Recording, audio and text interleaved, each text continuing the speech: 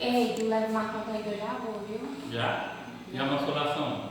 Não, Vai não fazer vou não? agora não, porque tem que chegar mais cedo, nós vai viajar, e a depois tem que, sei lá, conversar comigo antes de sair. Aí na hora do almoço nós sai, viu? Beleza. Tá, Na tchau. hora do almoço, tchau. O que é que tá fazendo aí? Ó, almoço. O que é que tá fazendo de bom aí pra comer? Arroz carreteiro.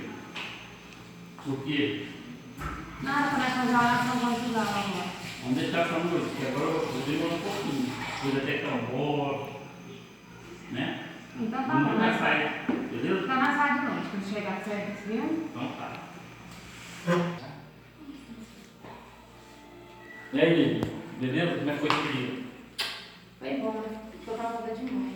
Cansada? Agora vim te chamar pra fazer a nossa oração. Minha irmã do céu, não dá pra fazer não, porque eu não vou nem conseguir fazer a reflexão. Eu tô tão cansada, travei demais hoje. Não vai dar não pra fazer agora não. É, mas nós já não fez na hora do café, na hora do almoço não pude. Nós tem que rever essa regra de vida nossa, né? Na oração. Minha Tá irmã, desejado. então, embora bem, porque tá complicado. De manhã eu saio cedo. Na hora do almoço tá fazendo a comida. E de noite eu tô cansada demais. Vamos embora caçando um horário pra fazer isso. Ainda teve um horário 8h30. 8h30, porque você já chegou, eu já tomei meu banho, você já fez a comida do Marco Antônio, né?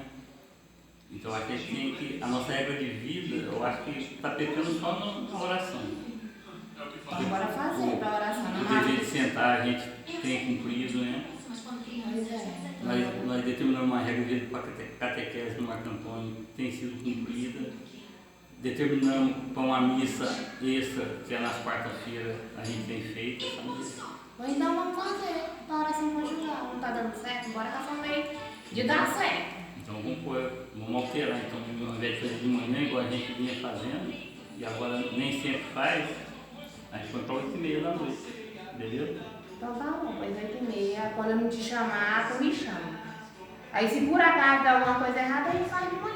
E quando for no final do mês, no dever de sentar, a gente vê. Porque Se essa tem que regra mudar de alguma coisa vida- ou não. A regra de vida, no momento pede que todo mês no dever de sentar a gente rever, né? Conforme for, mandar da carruagem. a gente Pois então tá muda. certo. Pois a partir da manhã, 8h30, vamos fazer. Falando de baralho, né?